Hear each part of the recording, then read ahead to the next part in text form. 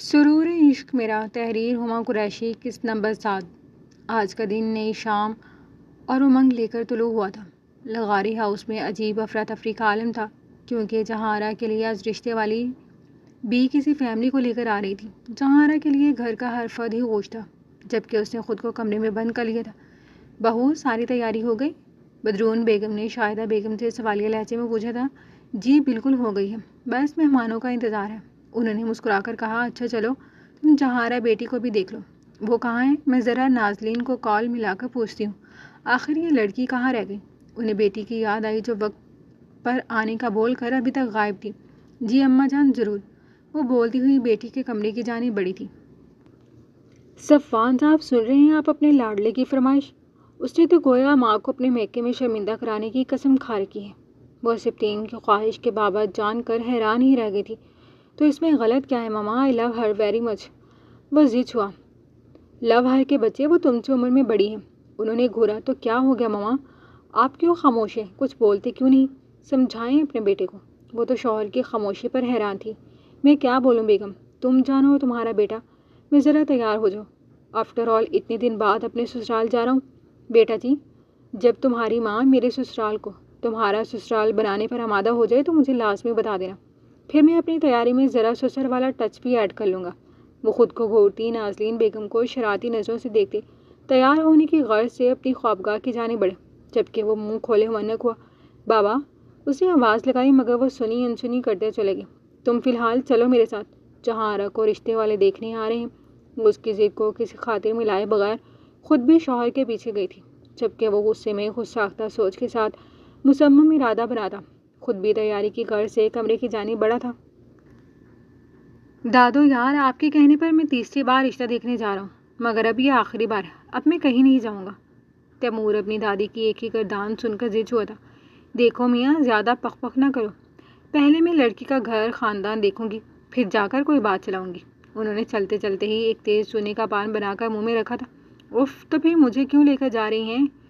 اس کے بس بال جکڑ لینے کی کسر رہ گئی تھی۔ دیکھو لڑکے، زیادہ باتیں نہ بگاڑو، چپ چاپ چلو میرے ساتھ، انہوں نے گھور کر بولا تھا، تو وہ ناچار خاموش ہو گیا تھا۔ چلو اب جلدی، ارے شنو بھی بنو، شگن کی مٹھائی کے ٹوکرے گاڑی میں رکھوا دیے۔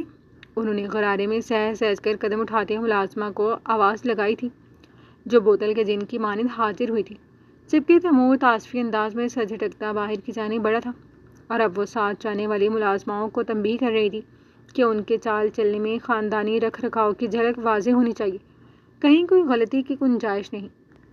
نیلگوں آسمان کو سیاہ بادلوں نے اپنی چھاؤں میں ڈھک رکھا تھا، ماحول میں خنکی سی چھائی ہوئی تھی۔ کراچی شہر میں کوئٹہ کی سرد ہواؤں کا راج تھا۔ گلابی جوڑا زیبدن کیے گلال چہرے پر مسکراہٹ سجائے، وہ آنکھوں میں نے سپنوں کی دیپ جلائے گلاس ونڈو سے باہر کی تازگی دیکھنے میں محب تھی۔ غزالی آنکھوں سے عجیب سی روشنی پھوٹ رہی تھی، جو نیم تاریکی میں ڈوبے کمرے کو روشنیوں سے منور کر رہی تھی۔ محب کی سنگت میں گزرتا یہ دوسرا ہفتہ تھا، اسے یہ صرف کسی خواب کی مانند لگ رہا تھا۔ محب کی محبت بھری غربت میں گزرا یہ ہفتہ زندگی کے خوبصورت لمحات تھے۔ محب کا رویہ دیکھ لگتا ہی نہیں تھا کہ یہ شادی محض ایک ڈرامہ تھی۔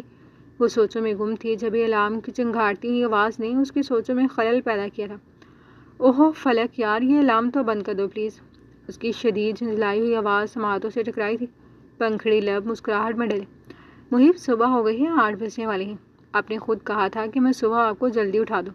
وہ نزدیک آتی پاس ہی بیٹھ گئی تھی، جس نے بمشکل شب داری کی چولی کھاتی سرمئی رنگ آنکھیں کھول کر اس حسن آرا کو دیکھا، جس کی نم زلفوں سے خوشبوئیں پھوٹ رہی تھی، گلابی رنگ جوڑے میں نکھری نکھری سی گلابی سی وہ صبح صبح بری طرح گھائل کر رہی تھی۔ اف، ایک تو یہ آفس کے کام۔ وہ نظروں کی وارفتگی پر قابو پاتا سر تکیے پر پھینک کر آہ بھرنے والے لہجے میں بولا تھا، محب پلیز جلدی اٹھ جائے، پھر آپ نے کہا تھا کہ شام میں ہمیں اسلام آباد کے لیے بھی نکلنا ہے۔ وہ اس سے فاصلہ قائم کرتی سنگھار آئینے کے عین سامنے جا کھڑی ہوئی تھی۔ جب اتنی پیاری بیوی دسترس میں ہو تو کام پر جانے کا کس کمبخت کا دل کرتا ہے۔ وہ ازلی سے لہجے کے برخلاف شوخ مزاجی سے اس کا حسین سراپا نظروں میں سموئے گھمبیر لب و لہجے میں گویا ہوا تھا۔ محب، اس نے ذرا شرما کر وہیں سے کھڑے ہو کر آنکھیں بڑی کرتے اسے گورا، جو کہکا لگاتا اٹھ کر نزدیک آیا تھا۔ گرینڈ پا ہمیشہ کہتے تھے کہ نکاح میں بہت طاقت ہوتی ہے، آپ کا دل اپنے شریک حیات کی طرف مائل ہو ہی جاتا ہے، مگر اس سنگت گراں پر محبت کی کومپل اتنی جلدی پھوٹ جائے گی کوئی انجانی سی کوئی لڑکی اس دل کو اتنی جلدی تسخیر کر لے گی، ایسا تو میں نے کبھی خواب میں بھی نہیں سوچا تھا۔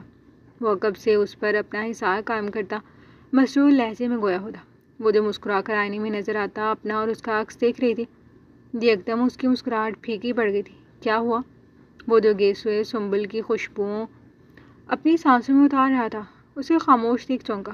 اس کی غزالی آنکھوں کی جوت بجھ سی گئی تھی۔ محب، یہ شادی، میرا مطلب ہے کہ ہمارے درمیان۔ وہ لب چباتی آدھے ادھورے سے لفظ بول کر اس کا چہرہ دیکھنے لگی جو یکدم سپاٹ ہو گیا تھا۔ ایک کام کرو، میرا کوئی ڈریس نکال دو، میں جب تک فریش ہو جاتا ہوں۔ وہ اس سے فاصلہ قائم کرتا بالوں میں ہاتھ پھیرتا یکدم اضطراب سے دوچار ہو گیا تھا۔ محب، میرا وہ مطلب نہیں۔ اسے سمجھ نہ آیا کہ آخر وہ کیا کہے۔ جب سب اتنا اچھا چل رہا تھا تو یوں اپنے وعدے سے پیچھے ہٹنا، اور پھر اس کی محبت کی ناقدری وہ بری پھنسی تھی۔ جلدی کریں پلیز، مجھے دیر ہو رہی ہے۔ وہ یکایک اجنبی رویہ اختیار کرتا دھڑم سے دروازہ بند کرتا واش روم میں بند ہو گیا تھا۔ فلک پورے وجود سے اچھلی تھی۔ اف، یہ میں کیا کر رہا ہوں؟ یہ شادی میں نے محض ایک خاص مقصد کے تحت کی تھی، تو پھر میں اتنی جلدی اپنی زبان سے کیسے پھر سکتا ہوں؟ وہ واش بیسن کے سامنے کھڑا بال مٹھیوں میں جگڑتا شدید کنفیوژن کا شکار تھا۔ نہیں، مجھے ایسا نہیں کرنا چاہیے۔ یہ ساری لڑکیاں ایک جیسی ہوتی، فلک میرے ساتھ اتنی اچھی صرف اس لیے ہے کیونکہ میں اسے اس سب کے لیے پیسے دے رہا ہوں، اور وہ تو یہ سب صرف جاب سمجھ کر رہی ہے۔ اگر ایسا نہ ہوتا تو وہ بھی میری محبت کا جواب محبت سے دیتی، یوں مجھے اس معاہدے کا احساس نہ کراتی۔ وہ اس بیچاری کی کیا غلطی ہے؟ میں ہی پاگل ہوں۔ آئینے میں اپنا عکس دیکھتا وہ خود ساختہ سوچوں میں ڈوبا ہوا تھا۔ وہ سر جھٹکتا باہر آیا جہاں وہ صوفے پر بیٹھی شاید اسی کی منتظر تھی۔ محب، یہ کپڑے؟ اس کی آنکھیں خطرناک حد تک سرخی مائل تھی۔ فلک کی تو آواز ہی حلق میں دب سی گئی تھی۔ یہ نہیں، میں خود نکالوں گا۔ وہ سرد لب لہجے میں بولتا خود ڈریسنگ روم میں بند ہو گیا تھا، جبکہ وہ لب چباتی شدید مخمصے کا شکار خاموش بیٹھی رہ گئی تھی۔ ارے بچی کو تو بلائیں۔ شمیم بیگم سے جب صبر نہ ہوا تو وہ بالآخر بول ہی پڑی تھی۔ بدرون بیگم نے ایک نظر شگن کے طور پر ساتھ لائی چیزوں پر ڈالی، پھر دوسرے پردے کے پار مردانے میں بیٹھے شمیم بیگم کے خوبرو پوتے پر۔ وہ واقعی بڑا پیارا دھیمے مزاج کا لڑکا تھا۔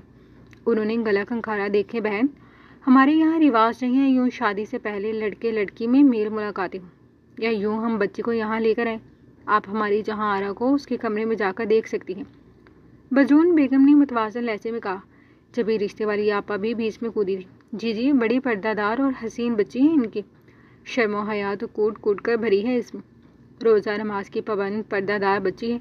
انہوں نے فوراً بات کو بڑھاوا دینے کو کلی پھندنے لگائے تھے، جبکہ بدرون بیگم نے ذرا ناگواری سے دیکھا تھا۔ نہیں بہن، ہمارے یہاں محرم اور نامحرم کے مسئلے میں ذرا سختی ضرور ہے، مگر ہماری بچیاں کوئی پردہ وغیرہ نہیں کرتی ہیں۔ ہاں، بس جو گھروں میں رہنے کا طور طریقہ اور سلیقہ ہے اس سے خوب واقف ہے، باقی کوئی انوکھی خوبی نہیں ہے۔ وہ حد سے زیادہ صابگو خاتون تھی، جبکہ چائے کی چسکیاں بھرتی رشتے والی بی کو پھندا لگتے لگتے بچا تھا۔ دور بیٹھا تھا مور یہ سن کر ذرا مایوس ہوا تھا۔ جالی دار پردے کے باعث دونوں جانب کا منظر واضح تھا۔ ضرور بہن، مجھے کوئی اعتراض نہیں ہے، اور بالکل صحیح کہا آپ نے، ہماری بچیاں کوئی شو پیس ہیں جو ہر ایک کے سامنے آتی رہیں۔ ویسے بھی ہمیں بھی یہ بے شرمی نہیں پسند، میں خود ابھی زندہ بیٹھی ہوں تو بہو تو ہماری پسند کی ہی ہوگی۔ شمیم بیگم ذرا تفخر سے اکڑ کر بولی تھی اور ساتھ ہی قدم جہارا کے کمرے کی جانب بڑھائے تھے۔ تو بیٹا کیا کام کرتے ہیں آپ؟ ابصار صاحب نے نرم خوئی سے سوال کیا تھا۔ پاپا کا اپنا بزنس تھا، ان کے گزر جانے کے بعد اب میں سنبھالتا ہوں۔ وہ اس وقت سپرین کی تیز نگاہوں کا مرکز تھا۔ چلیں، یہ تو اچھی بات ہے، اور کیا مصروفیات ہیں؟ وہ اب ہلکی پھلکی بات چیت میں مصروف تھے، جبکہ سپرین ایک ناراض نظر خاموش بیٹھے باپ پر ڈالتا وہاں سے نکل گیا تھا۔ محب، وہ دونوں اس وقت ناشتے کی میز پر بیٹھے تھے۔ نیپکن سے منہ پونچھتے اس نے محض ہنکار بھرا، آپ ایسا رویہ کیوں اختیار کر رہے ہیں؟ میرے ساتھ بات کیوں نہیں کر رہے؟ وہ اترے منہ کے ساتھ شکوہ کناں لہجے میں بولی تھی۔ اس نے ذرا سی نظر اٹھا کر اس لڑکی کو دیکھا جو کچھ روز قبل نہ صرف اس کی زندگی کا حصہ بن گئی تھی بلکہ پورے تمطراق کے ساتھ اس کے دل پر ہی قبضہ کر چکی تھی، اور اسے اس بات پر کوئی اعتراض نہیں تھا۔ کیسا رویہ؟ وہ جان کر بھی انجان ہوا، یا آپ نے گزرے ایک ہفتے میں مجھ سے اس طرح سے اجنبیوں والے لہجے میں بات نہیں کی تو پھر اب کیوں؟ وہ باقاعدہ اس کی جانب گھوم گئی تھی۔ مس فلک، شاید آپ بھول گئی ہیں کہ ہماری شادی کس معاہدے کے تحت ہوئی تھی۔ اگر آپ بھول گئی تو میں یاد کروا دیتا ہوں کہ آپ مجھے میری اولاد دے کر اس کے عوض پیسے لے کر میری زندگی سے ہمیشہ ہمیشہ کے لیے چلی جائیں گی۔ شاید آپ بھول گئی تھی، اور رہی بات گزشتہ رویے کی تو شادی کے نئے نئے دن تھے. ایسے میں ہر لڑکی کی خواہش ہوتی ہے کہ اس کا شوہر لونگ اور کیئرنگ ہو، تو آپ خود کو انکمفرٹیبل فیل نہ کریں بس اس لیے. وہ فلک کے دھواں چہرے پر ایک اچٹتی سی نگاہ ڈالتا، اپنا موبائل اٹھاتا میز چھوڑ چکا تھا، جبکہ وہ شرمندگی کے باعث نظر بھی نہ اٹھا پائی تھی جو 2 لمحوں میں اسے عرش سے فرش پر پٹک چکا تھا. کار پورچ میں کھڑا وہ ایک لمحے کو ٹھہرا اور پلٹ کر دیکھا. وہ جو ایک ہفتے سے اسے سی آف کرنے دروازے تک آتی تھی، آج اس کی نظریں خالی ہی لوٹ آئی تھی. وہ سر جھٹک کر ڈرائیور کے دروازہ کھولتے ہی بیک سیٹ پر بیٹھ گیا تھا، جبکہ پروٹوکول کی گاڑی ساتھ ہی نکلی تھی. سراج صاحب کی جانب سے سخت ہدایت تھی کہ وہ اکیلا کہیں باہر نہیں آ جا سکتا، ورنہ ہر جگہ پوری پلٹون کو ساتھ لے جانا سخت خوف میں مبتلا کر دیتا تھا.